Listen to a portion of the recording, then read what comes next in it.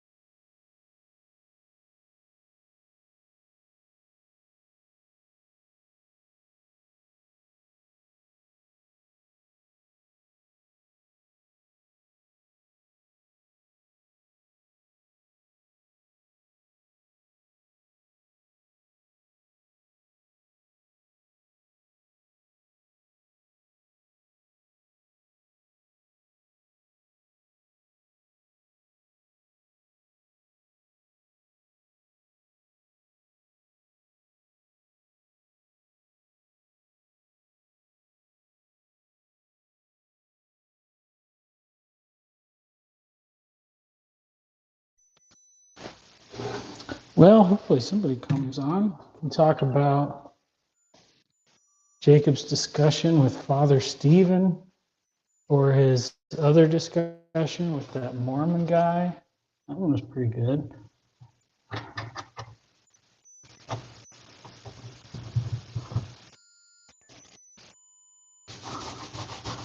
Or anything. I guess all the Catholic people only watch when Father Eric is scheduled to be on.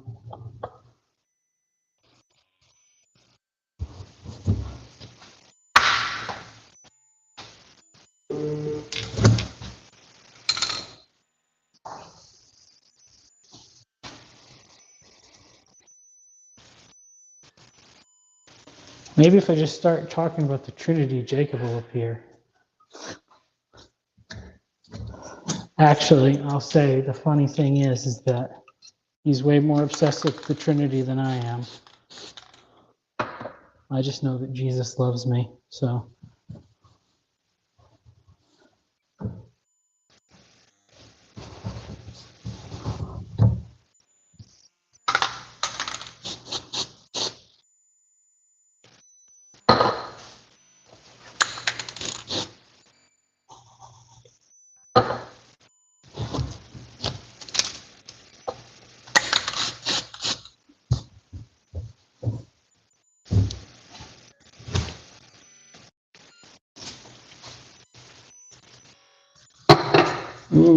There's people chatting.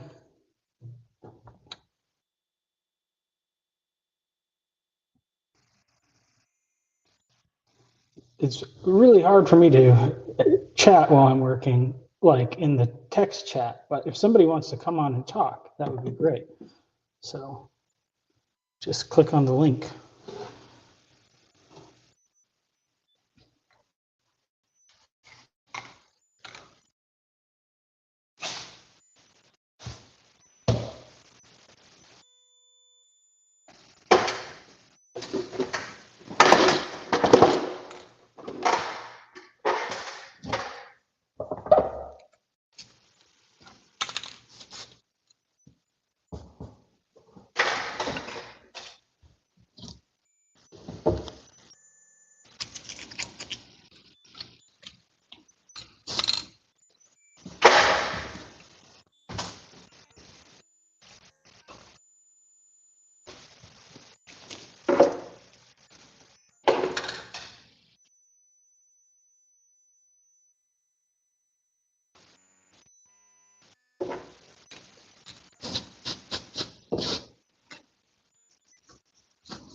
Paul's video was pretty good today. I have a very strong personal interest in this kind of masculinity thing. Several of my previous jobs have been about helping young guys kind of get their life figured out a little bit. I don't know that I was the most successful, but I feel like it's an important topic. I have more wisdom now, so I'm looking forward to another chance to do something in that area.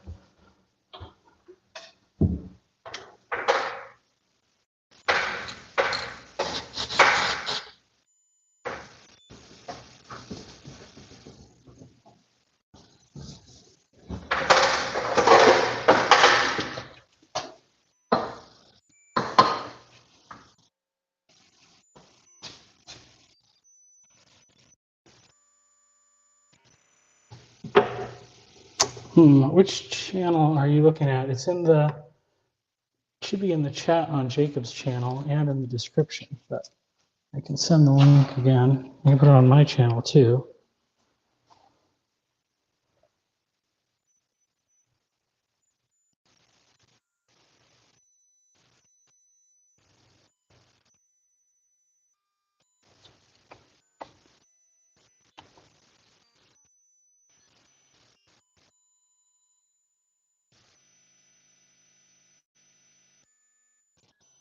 Okay, yeah, let me see. I put it on mine too. kind of cool. The StreamYard just combines the chat from all the channels. But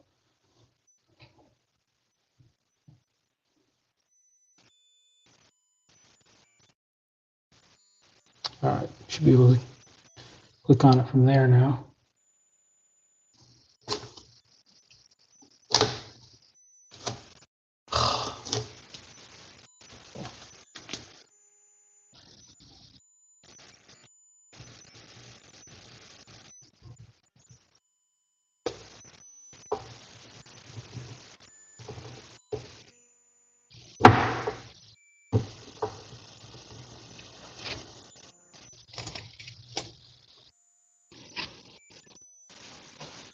Aha, somebody's here.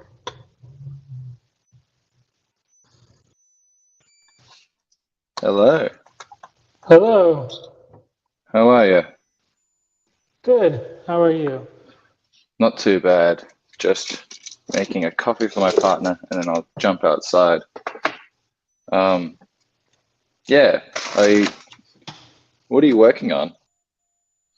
I am In your working on kitchen or some. something? Well, it's not my house. I'm working on the cabinets in this house. It's supposed to close soon for somebody, so just touching up all the little details and getting everything nice. No, yeah. My dad started doing stuff like that. Like basically just he can do enough of the little jobs that you know, you wouldn't pay an entire crew to do one of, but if there's like 5 or 6 different jobs you can do, Yeah. get them done. Well. Yeah, no, I just finished the video, the masculinity video that Paul put up with. I put a comment on it, saying like, one sec, I'll finish making this and then I'll talk.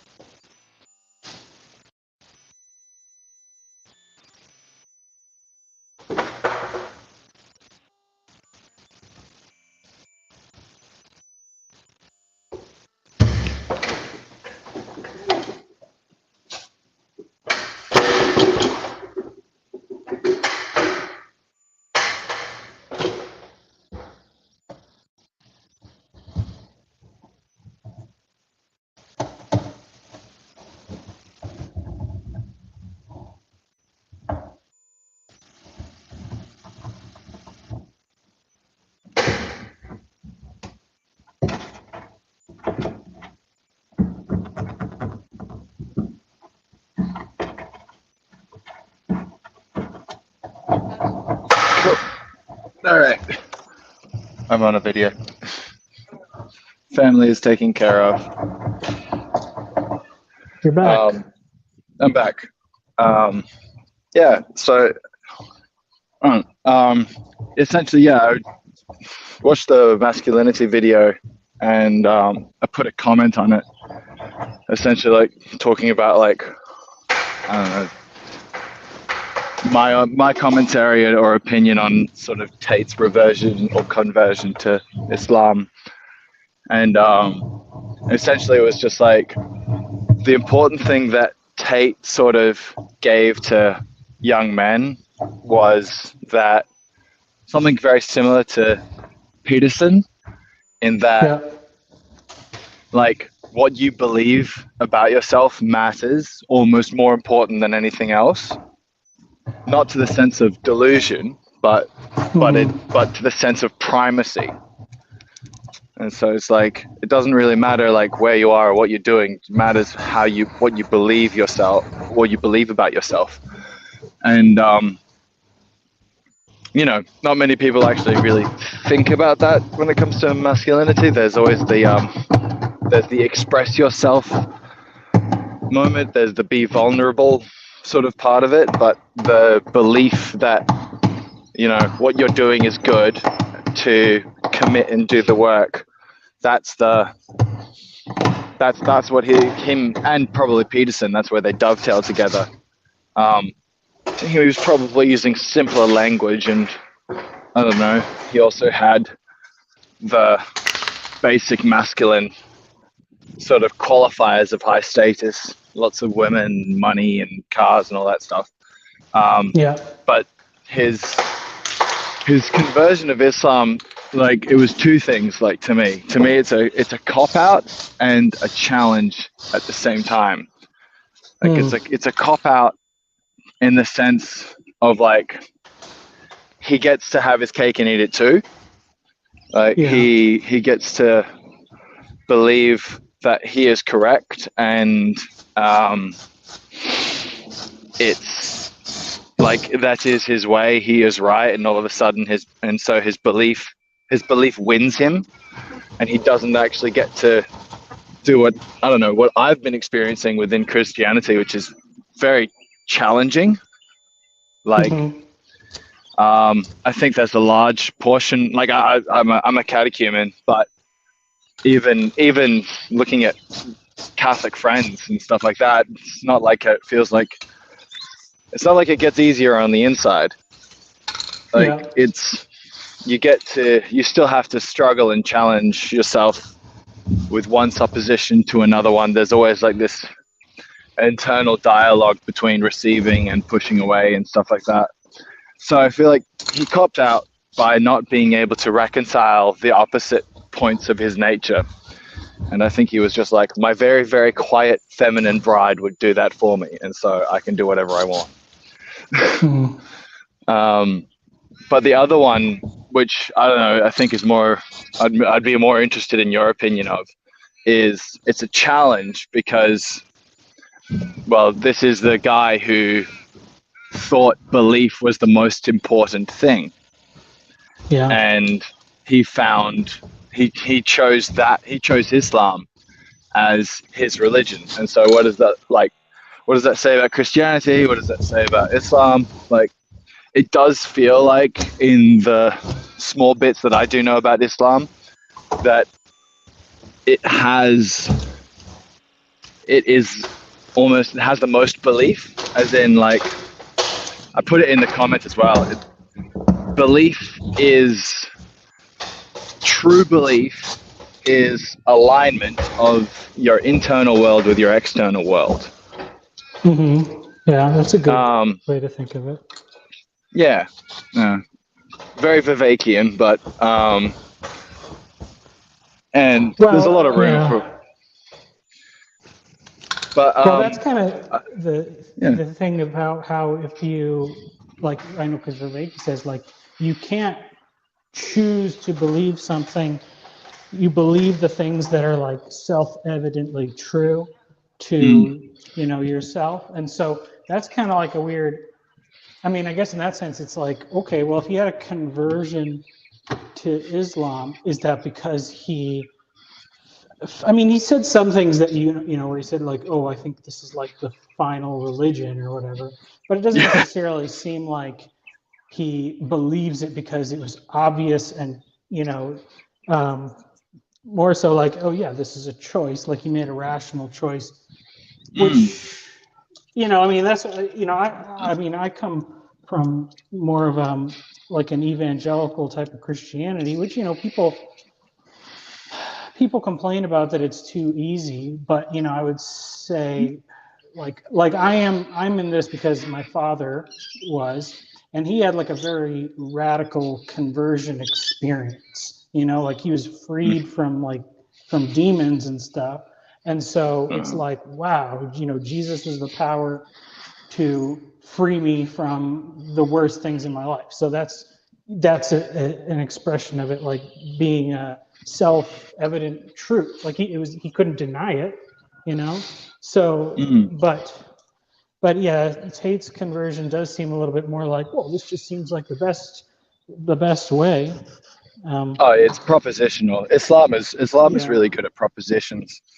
I remember looking a little bit. I remember looking into it when I was really into hip hop, because understanding sort of like Islam's relationship with, like, especially in the 80s, like Malcolm X and Betty Shabazz, Muhammad Ali, like when Islam was really like deep within African culture and sort of understanding it.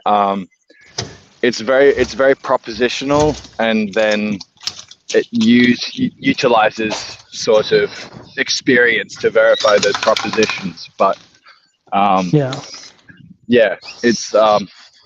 it's about sort of, from what I can see, from what I've understood, it's about sort of believing a set of propositions while, you know, acclimating yourself to as much, I don't know, experience as possible.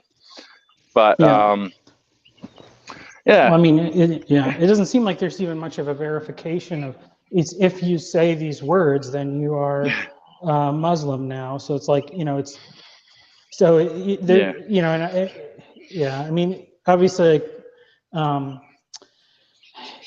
you know, it's very it's very touchy stuff, because I think when we're on the internet and we're just having discussions about the stuff like this, and especially when everything was more just like text based, you know, it was just really easy to just go back and forth and fight about the propositional stuff. You know, when you encounter real people in real places, you know, I know that like there's genuine believers and there's not so genuine believers in every religion, in every sect of Christianity, you know, in Judaism, in Islam. And so, you know, so that's not, you know, just like doing the things to get a label isn't enough to no.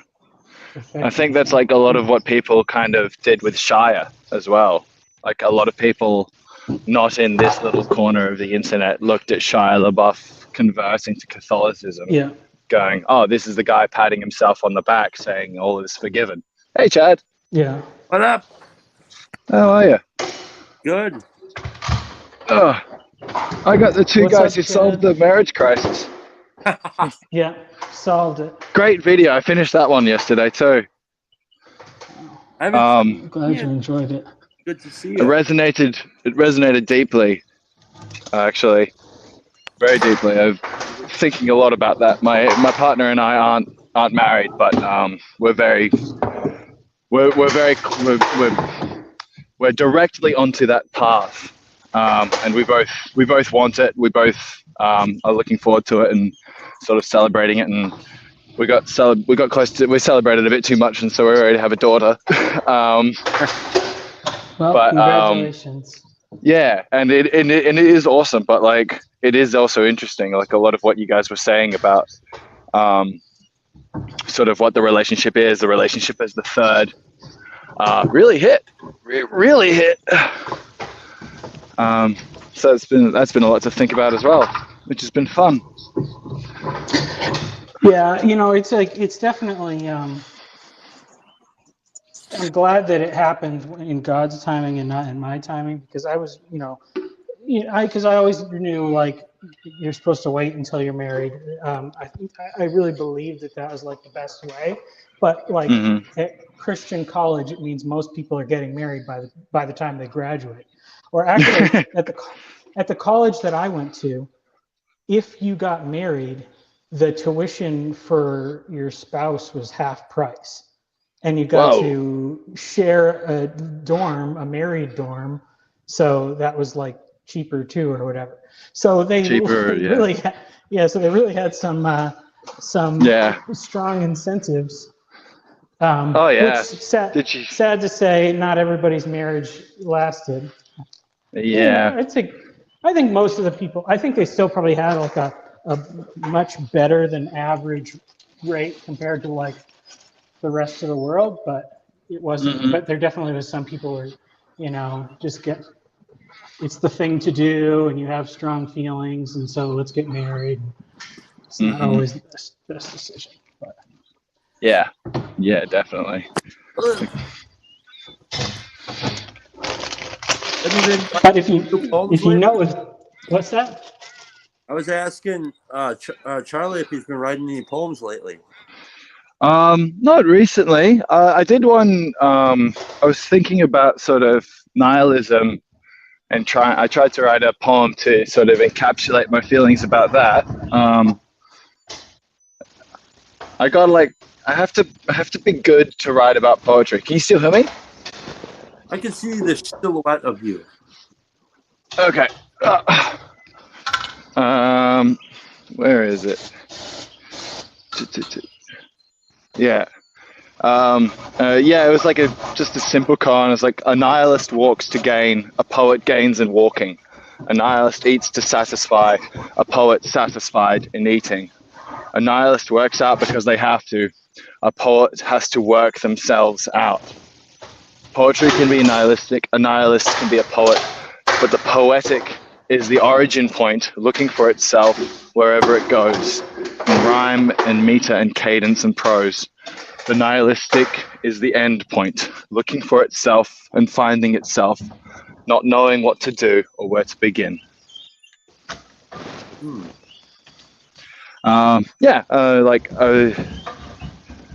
I just think about it.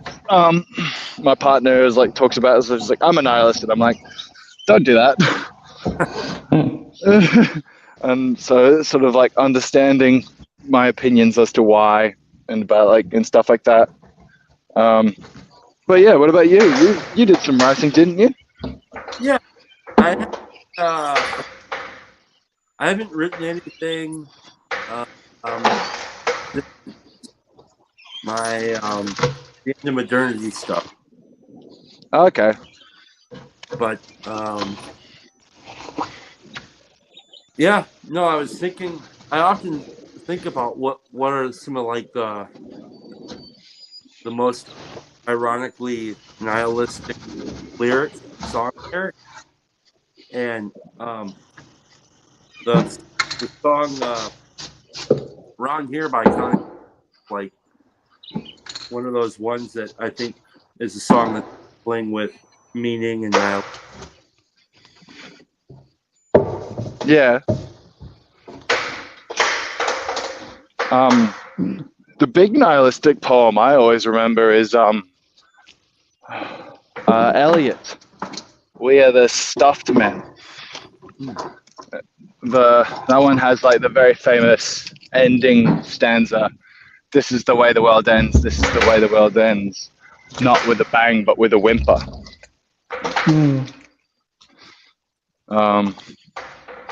But it is interesting. I did start some writing actually. I've gone like 2,000 words into something that I'm going to put up on Substack, talking about. I'm trying to sort of get this. What's the word? There's like there is no word. I invented a word to try to describe it, but this thing that gets lost and then gets found again when people invent new technologies, and what actually gets lost. So like the reason I started writing it was of like I saw how artificially intelligent art can start, propagating really good works of art, and sort of what gets lost in that, because I've been hearing a lot of like people within this space talk about the positives and talk about sort of the good aspects of it, and I was just like, okay, I get it. Like, you're lowering the barrier of entry, you're making it easier, it's better and faster. It doesn't take the creativity away, because that's still the human point. But what's getting lost And so I started writing essentially as to how you're not, what's the word? Like, you're not creating a commodity, you're participating in a tradition when you produce a work of art. And that's simultaneously like, that shows how people can like, they lose something in the art when there's a new technology that's made. Like, for example, when they created like those digital drawing pads. Like, I'm sure like lots of artists would have just cried that one, saying, no, what happened to painters and stuff like that? Like, you're not going to the art store and stuff like that. But what they're decrying is the loss of participation in the tradition. And sort of like, yeah, and I was sort of like expanding as to why that's important, because practically it doesn't matter. I think a lot of people try to say that like art or, you know, materials or like anything, like it gets better when you appreciate it, and it's quite frankly, it's like not really. It gets better if you pay close attention to it and dedicate your entire life to it. And if you have technology that helps you dedicate more of your life to it faster, then you'll get better. But you still lose something. And I think that something is not only like for the artist, but it's also for the viewer. And it's like the understanding that the viewer and the artist are in the tradition together. So, I thought, yeah, you know, I was thinking about something sort of like with that, with it was Paul's video from the other day where he had that clip with Rod Dreher and Cale Zeldin. Yeah, and they're talking about like those stages of like how things become like disenchanted. And I mean, I think they're right about that in a certain extent, but I also think that like just so, and you know, we've gone maybe obviously we've gone too far with this disenchantment thing, because the world has lost all of its mystery if you view it through like materialistic ties. But in a certain sense, like that's kind of a good thing in a way, or it can be, because we're looking back and like, you know, like Peugeot looks back to like the Middle Ages, or, you know, a lot of people look back to the Middle Ages, or some people might look back to, you know, I don't know, like the Reformation, or whatever time frame you're looking back and being like, oh, you know, if we could go back to that time, it would be great. But like, we forget all the like really horrible stuff about back, you know, how things were back then. And I think that kind of that like pattern of disenchantment, and in some ways it removed some superstitions from some things that now we can benefit from, you know, because like you know, like when they were talking about it, I was thinking about like, you know, to some degree like modern medicine, because I think medicine's always been something where, you know, in times past people were just kind of experimenting, and like they would be doing these kind of ritual things with it because maybe it helped do something at some point in time, but they didn't know what, you know, they didn't know what part was really causing the good effect, and so they have to do the whole ritual every time, and you know, so they're just kind of perpetuating a bunch of worse waste of time, and possibly like, you know, bad stuff if it's like participating with demons and stuff. So definitely, I think there's something that actually is like, I'll defend that point for just a little bit, because the disenchantment has allowed us to accelerate in modes of healing really well, because it has like the sort of motto of disenchantment is detach and separate. It's like the idea of science, to skeeve, to cleave and stuff like that. And so I think I think it does create solutions. But what the ritual does is it helps acknowledge the problem, because a lot of the times I think modern medicine looks at something and goes, that's the problem, and then they try to solve it. Whereas what the ritual does is it tries to broaden the areas of the problem. So like the problem could be, diet and lifestyle, relationship. Like there's a lot more causes. And because I often think I'll go to your point as well, but instead of thinking about medicine, I think about masculinity, and everyone's always talking about, oh, these men, they're becoming so weak. They're soft, and like they're not sort of sure of themselves, and they've been told not to be sure of themselves. They've been told to be ashamed of their strength and stuff like that.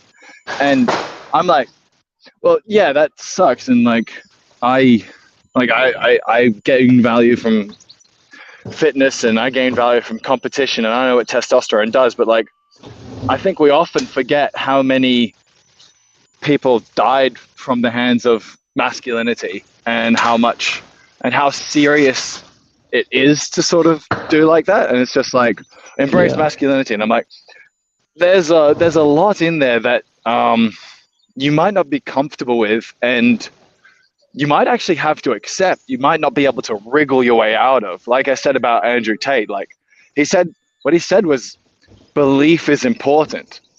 What that means is you can't argue me out of this one. It means I actually have to stand on my belief with my body. And when that means something, that's very serious. That's sort of that's what modernity almost has done. It's taken, to me, it feels like it's made life more nuanced in a certain way.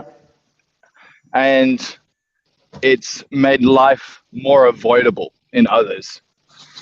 Because in a certain sense, in the medieval world, you couldn't avoid masculinity, in the same way that we talk about how the pill sort of brought in the marriage crisis.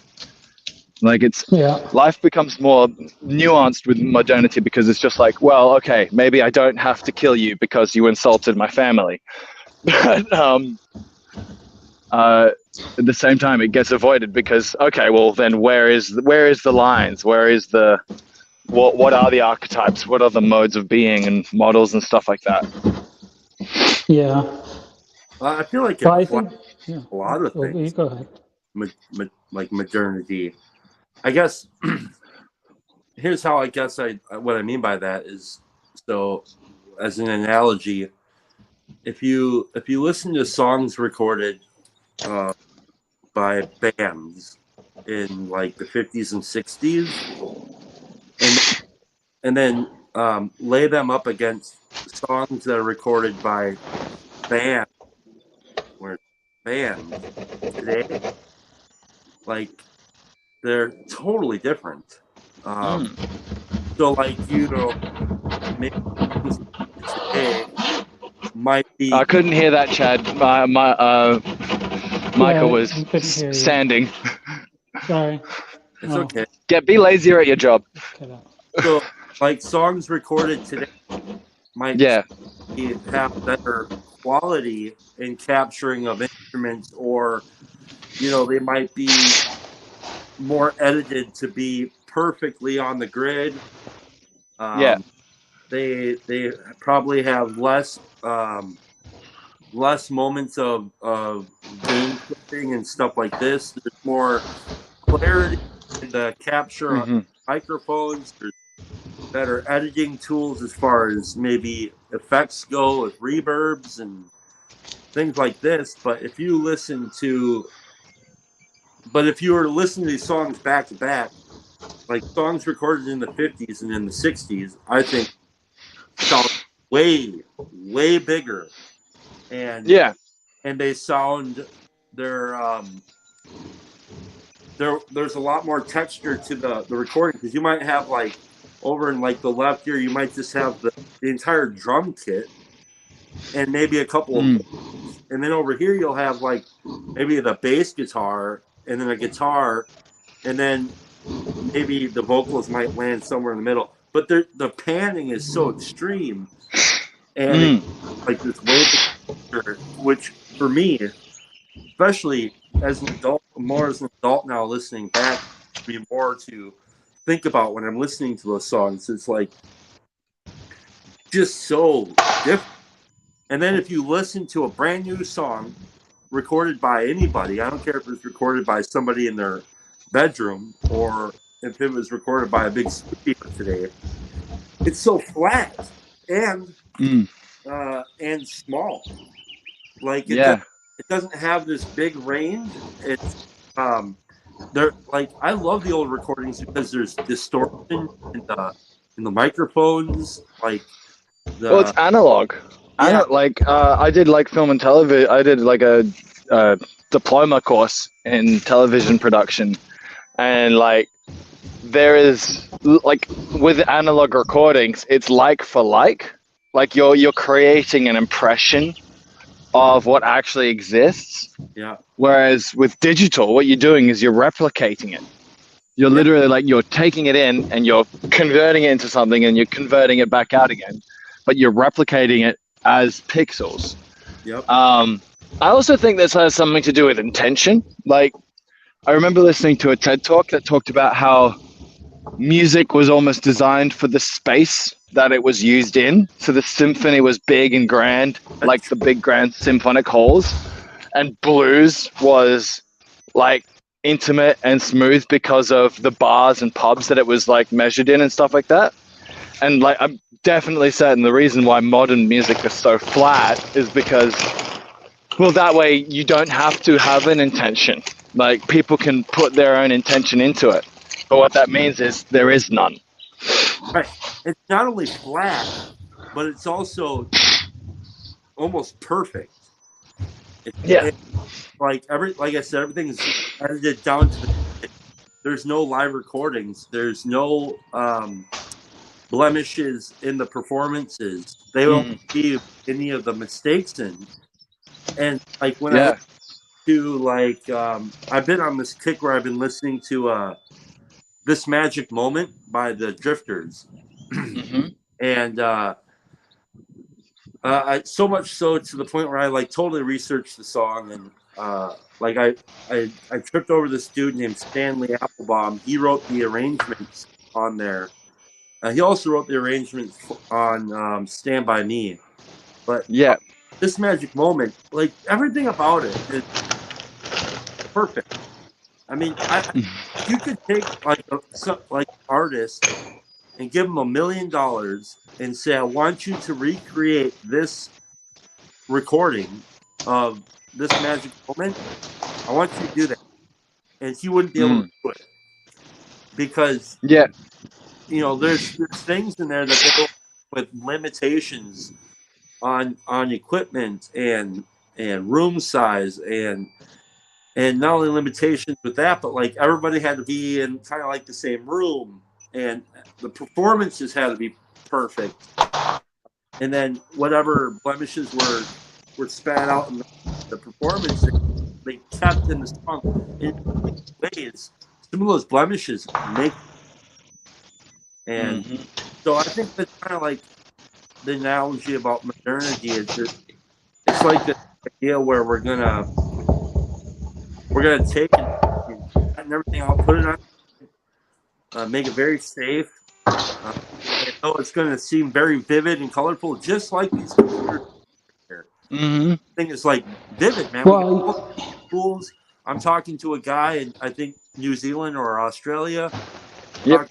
To a dude over in Texas, and like everything is like perfect, right? But it's not. I don't know. Yeah, it's not. You know what? It's way cooler. You know what? Here's the thing that is interesting because I think because we look at those old recordings and we would say this is more primitive, but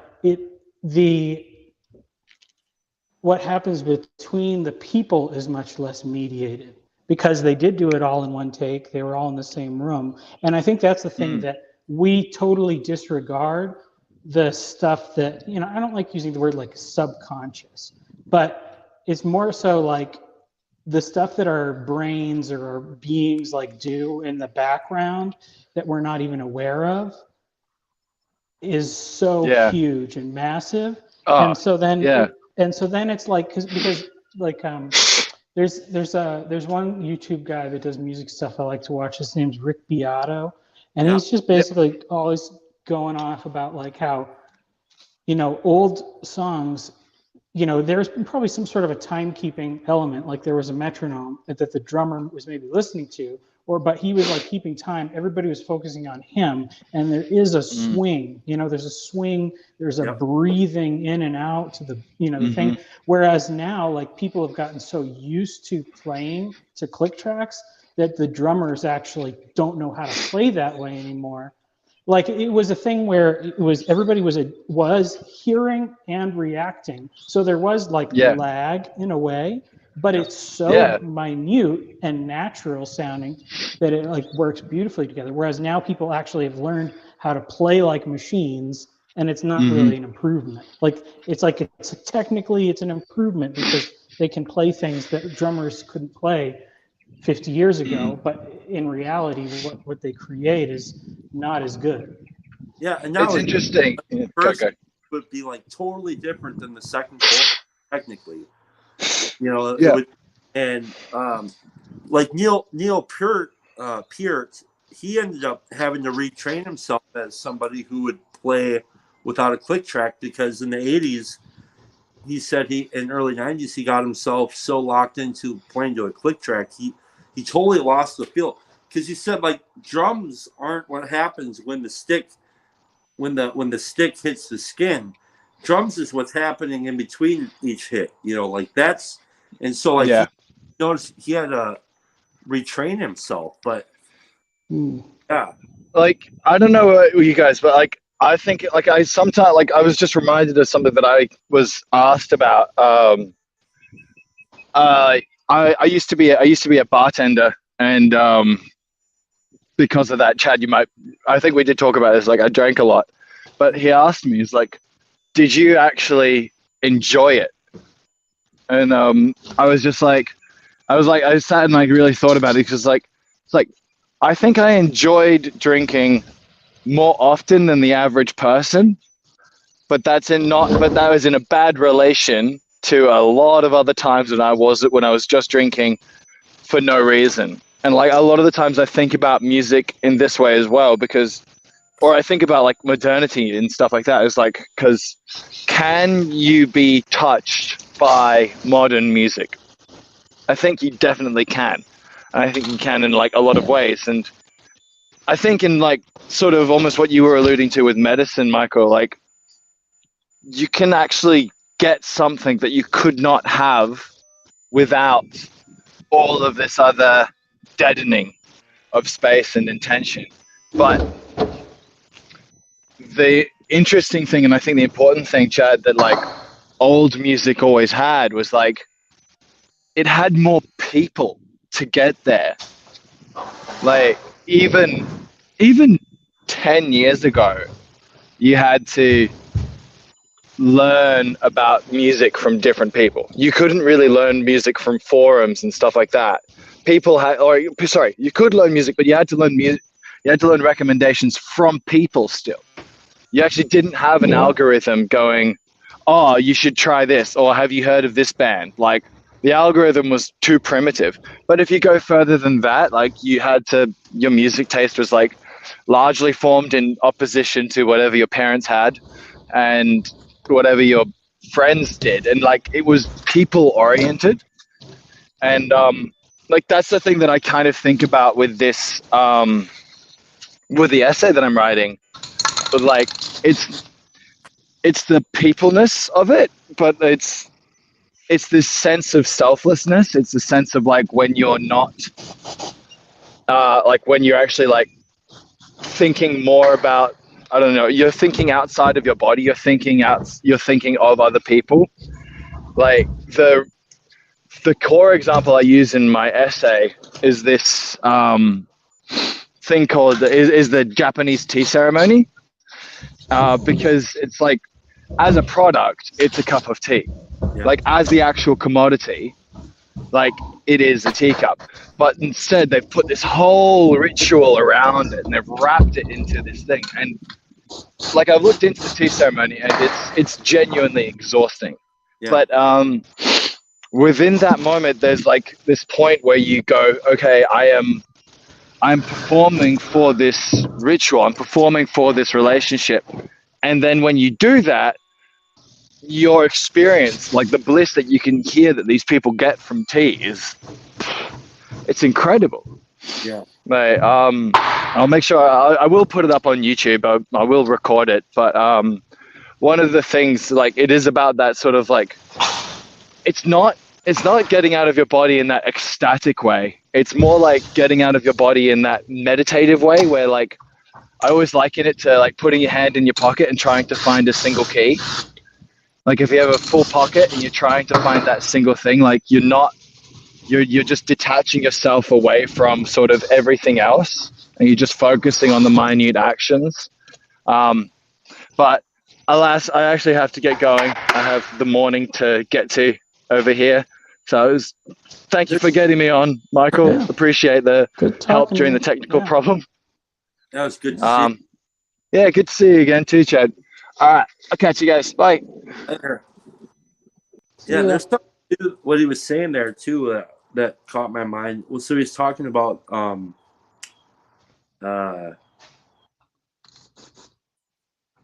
how there'd be more people to make the music, like in the past. Yeah.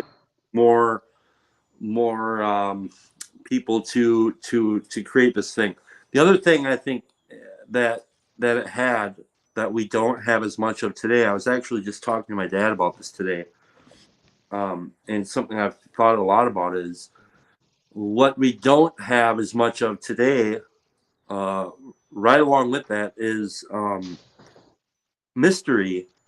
You know, like artists of the past, whether they were musicians or actors or whatever they were, there was a mystery of you didn't know everything about them. You didn't watch them eat their eggs for breakfast or something. You know what I mean? And there's something about that was kind of magical. And so today we have just a total lack of mystery. So, anyways, what are you doing That's true. What are you up to? Oh, touch-ups on these cabinets. It's a bunch of like stupid BS stuff, but people are picky, so. Punch list stuff?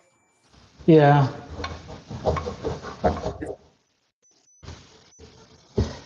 So what do you think about this? I just messaged Jacob to tell him that I think he's a marvelous human being for having this. I really like this, these just chatting things where everybody's doing this. I think it's pretty great. Yeah. Yeah, I like it. It's, I mean, yeah, this is fun because I was just trying to see like if I could set it up on my phone. It seems like it works not too bad. I don't know if this is like terrible for my data plan or whatever. Probably should have used my work phone, but I have an AT&T phone and a Verizon phone.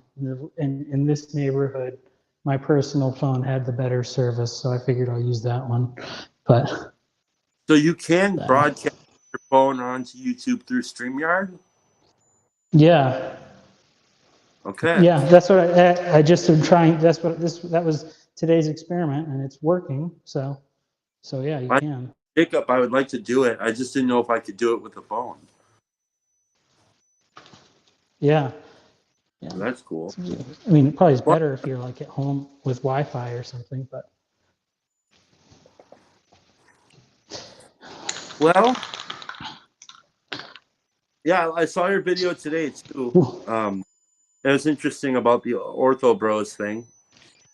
Yeah, it's weird. Like, I mean, I just don't like. It does seem a little suspicious. Like, why would you just only push like the most obnoxious part of the whole thing? You know. But That's just me. I don't know. I mean, it does seem a little suspicious to me. Well, maybe it's an Because audience. yeah, I don't know. Well, it's weird. Like that channel does not have that many videos, and they already are like pretty like big, and it doesn't look like it looks like somebody had all of their ducks in a row before they launched the channel. So that means some amount of money came from somewhere. Not to say that that's necessarily nefarious, because I mean, there's lots of like churches and stuff that do things like that. I mean, but Maybe it's the Russians. It was just a weird thing. Well, yeah, I mean, I didn't want to really say that, but Let's just say it. Well, I mean, it's like, okay. Well, and I mean, it's like, I don't even say, like, I want to be, like, I don't want to pick a side in a war. I want to say we shouldn't have wars for most reasons. I mean,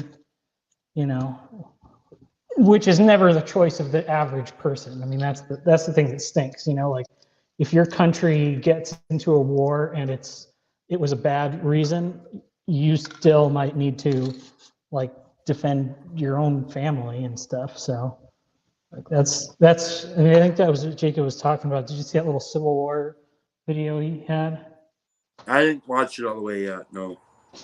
I didn't watch the thing that he linked into it, but I mean, it is a good point. Just that like people make these decisions about stuff that they basically don't ever have to pay the price for. Somebody else does, and that sucks. So. Yeah. Well, I had did you hear my story pitch to PBK on the Civil War thing? When was that on? It was on a Friday. So like the homeroom thing. What's that? Was it the homeroom? No, it was on the Friday Q&A, the last one that he had. Oh. Anyways, I don't remember it. So Jacob was on here talking about how he was saying that there's this huge firm that he believes is paying people to go into little chat rooms, little online, and try to influence those communities through ideas, right? And so, like, saying that this marketing firm is just paying like their employees to go in there and basically try to sway public opinion. And when I heard that, I thought, oh, but wouldn't it be more funny, like a story where you have it's like a huge marketing firm, and you have like, Jeff, Steve, and Michael are like bored at work, and they work for they work for this marketing firm, and they're just kind of bored, and they think, wouldn't it? I bet you like a bet starts where they're like, I bet you I could change this guy's opinion on something. The other guy's like, you wouldn't be able to do it, and then the guy's like, I bet you I could, and he's like, bet. So like they start an office pool where eventually everybody in the office is in on the pool, and it's a $20 buy-in, and they're just on their off time in these different chat rooms, just basically catfishing or trolling and trying to change people's opinions just so that they can win the pool. And so it's not the actual marketing causing it. It's just like everyday Joe's bored at work and accidentally causing this discord, and then all of a sudden, like something like Civil War breaks out. But this would be a really funny dark comedy. I'm just saying. So.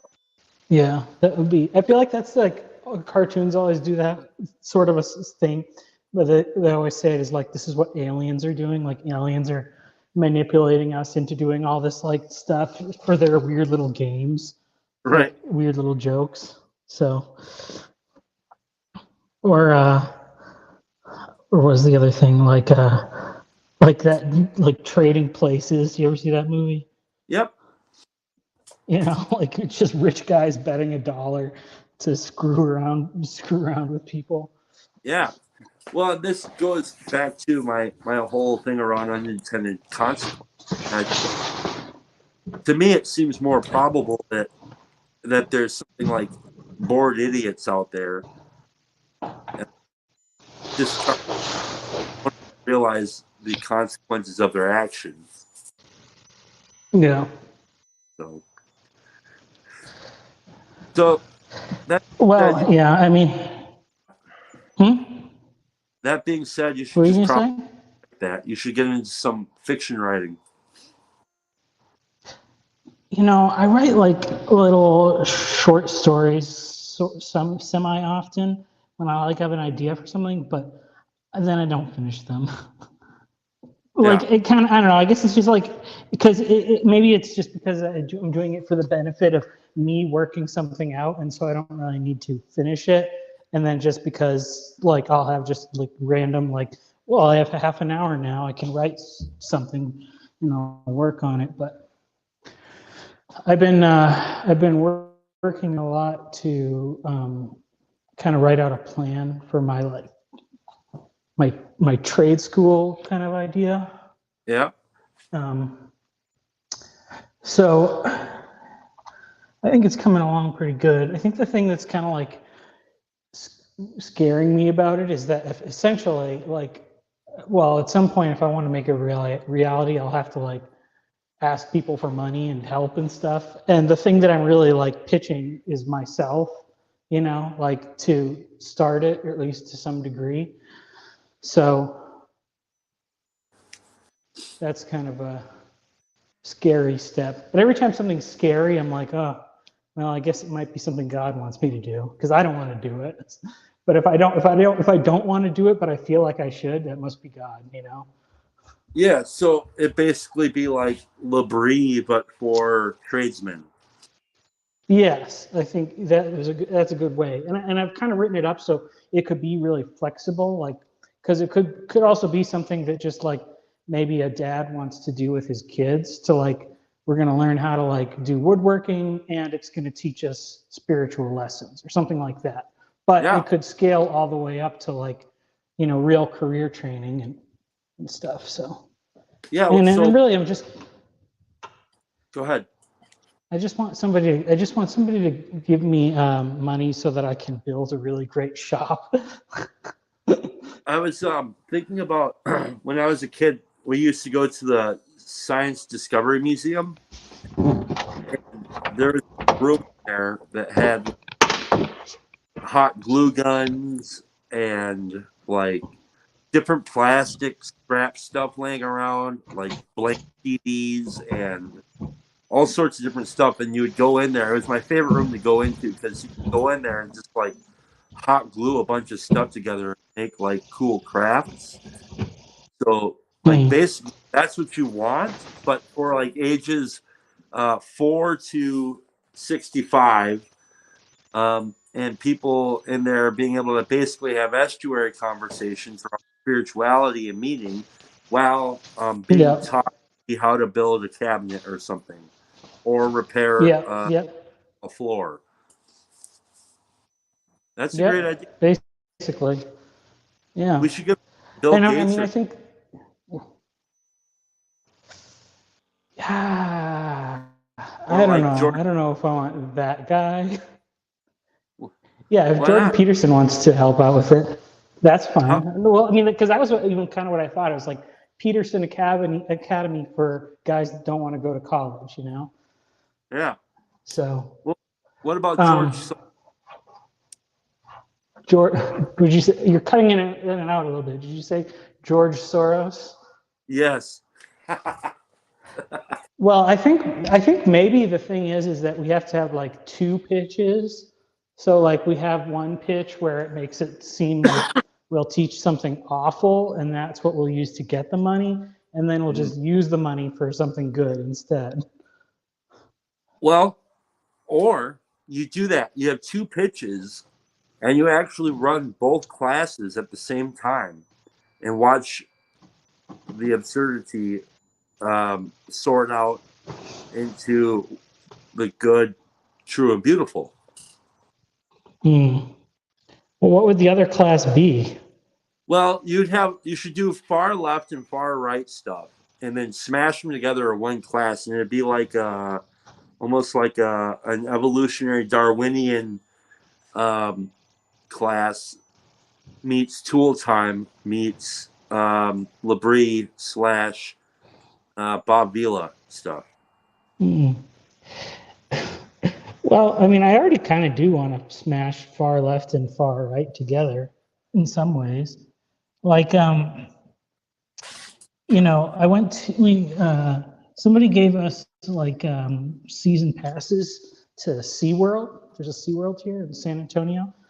And Weird. like every time we go, yeah, it's cool. Like, but every time we go like to the like animal shows and stuff, it's like super awesome. And I think that like the heart that those people have, like behind all the like conservation and stuff, is like really good, because you're like, you see these amazing creatures and they're like so majestic, they're amazing, they can do all this stuff.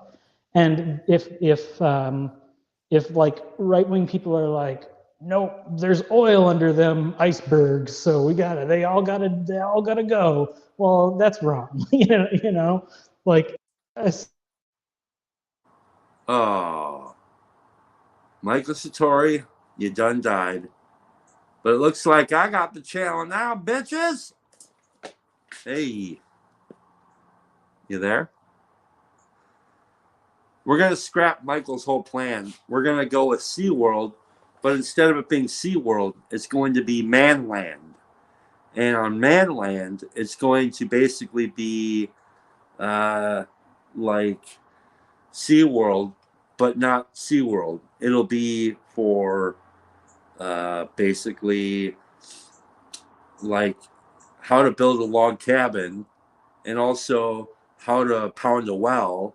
And then on top of that, you can have like wood carving, and then you can have like the toxic masculinity crying shed, where people will go and cry in the shed because it's hey Mike, how you doing? You there? He's not there. I wonder if this thing is.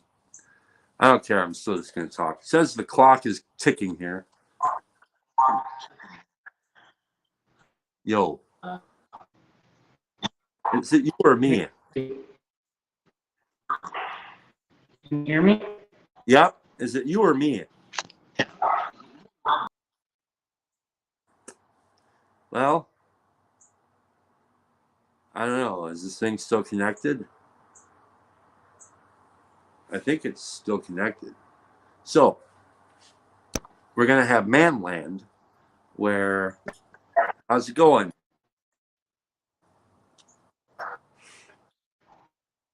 You there? Yeah. Can you hear me? I can. Can you hear me? Is it working? Okay. Yeah. Was that you who dropped out then? Yeah, 'cause I got a phone call. So I guess if you're streaming off of, you get a phone call, it messes things up. So did it continue to on YouTube?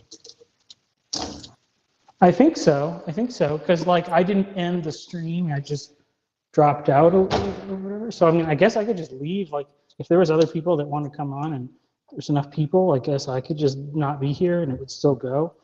Well, in the time that you left, we took your idea and we threw it out, and we decided that we would do something like SeaWorld, but instead of SeaWorld, it would be called Manland, and it's a place for men and boys. And they're going to teach you how to basically lay some block, carve some wood.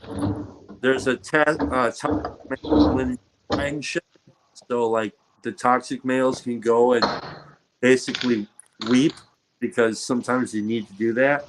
And basically that'll be Dances with Wolves will be playing in there 24/7. Cry when you need to cry. Also, Forrest Gump will be playing in the toxic masculinity show. So, yeah, I think this plan will work out great. Okay, we'll give it a shot. I mean, Yeah. that could definitely be a competitor strategy. Well, this is what they're gonna do. Is it's gonna take your I mean, I don't your know. plan is gonna have to build some momentum, and then we'll just have to get some crowdfunding. Have the Manland University.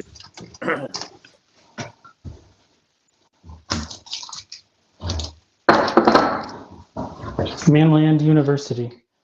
Yeah, is it, or it could be like the He Woman Haters Club? I think, is that the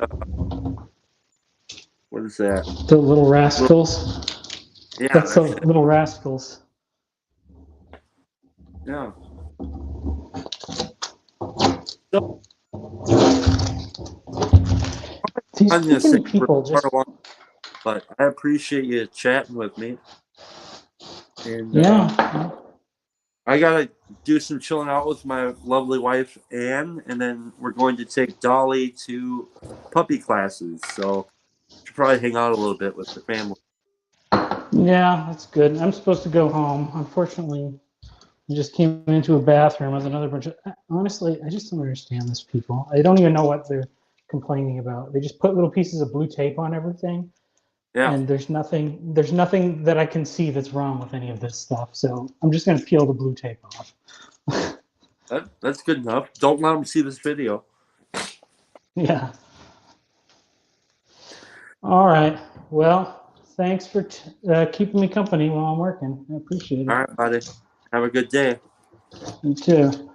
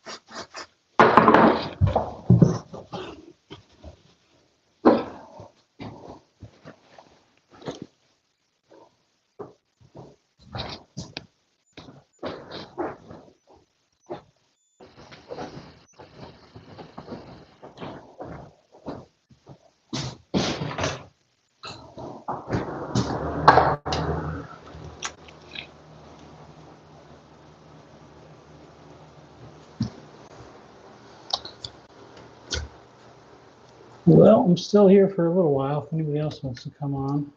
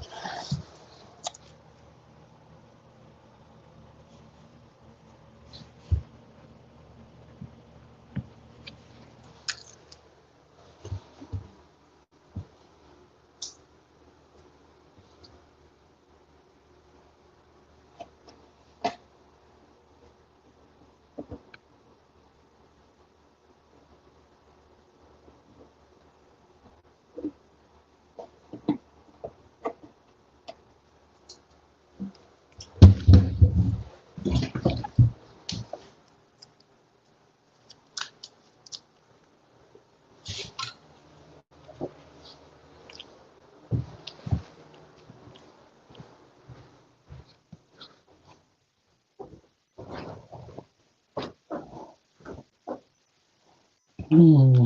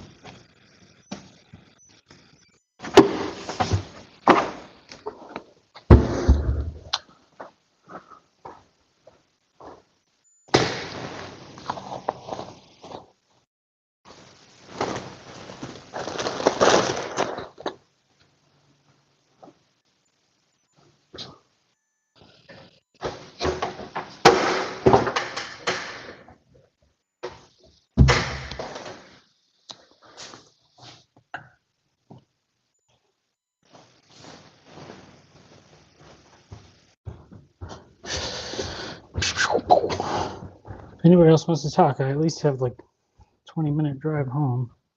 Trying to get out of here, but that is not what's happening yet.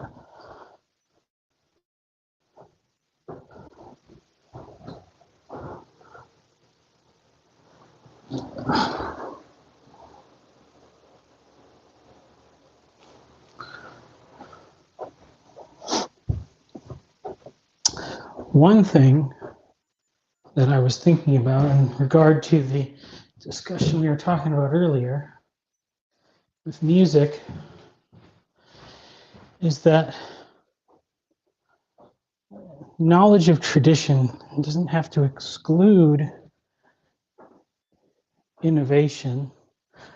And I think that those things can work together in a harmonious fashion, potentially.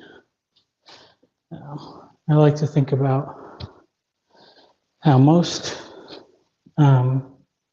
people in my profession probably have very little knowledge or skill in how to use a lot of the old hand tools, hand saws, and things like that, block planes, but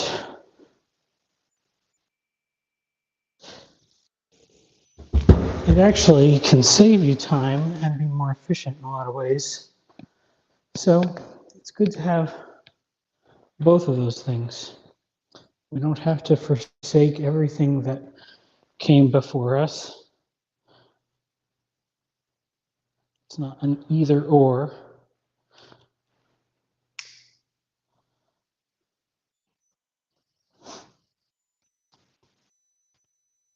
That was my thought.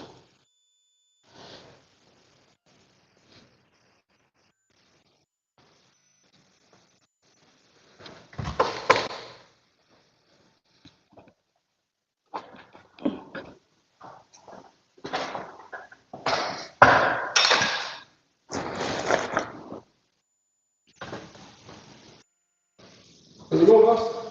All right, how are you? You done completely almost? Or no? Yeah, I'm getting out of here. Okay. All right, I'll just come by at the end and walk up. Okay. Thank you, sir. Yep.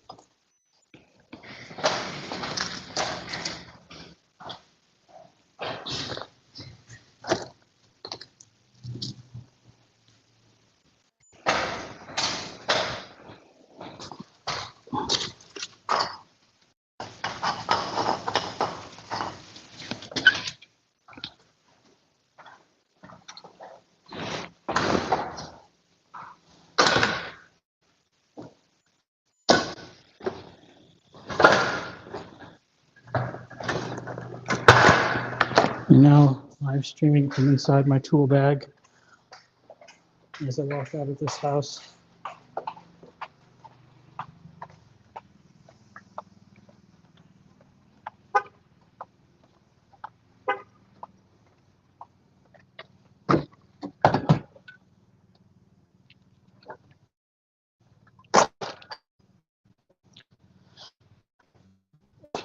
Amazing that 3 people are watching this right now. If you find this entertaining,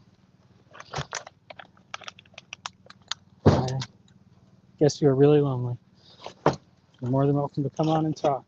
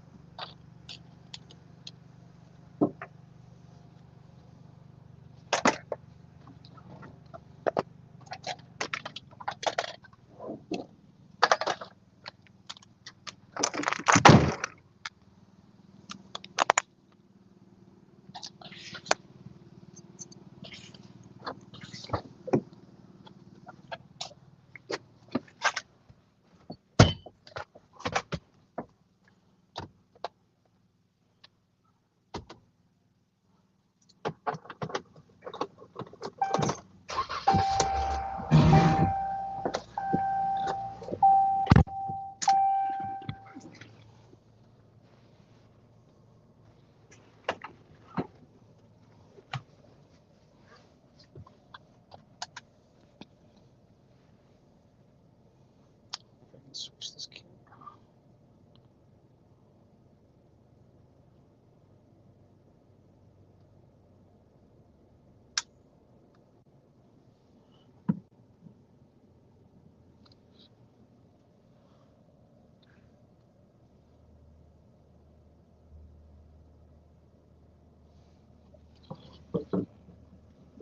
Now everybody can watch my drive home. My expired inspection sticker.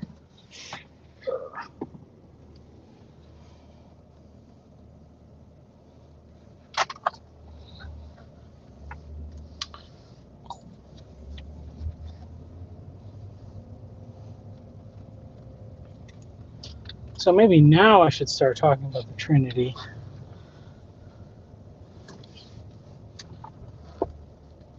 See how closely people are paying attention who are concerned about such things. Actually, as I was trying to say before,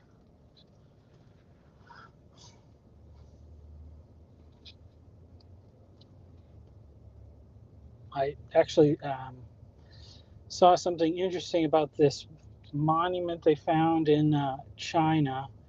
It's from like the year 700, and it tells about these Christian missionaries that came in like 635 AD.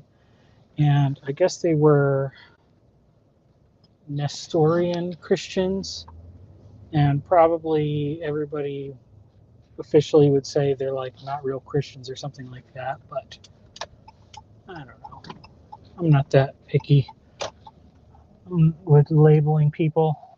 I just think it's pretty cool that there's Christians in China like 1400 years ago or whatever it is.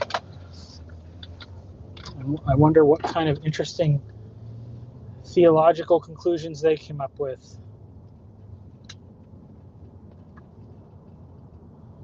Well, maybe I should just end the stream since I'm going to have to by the time I get home. That's not going to take too long. So, thanks for talking to me, everybody. Enjoy your evening.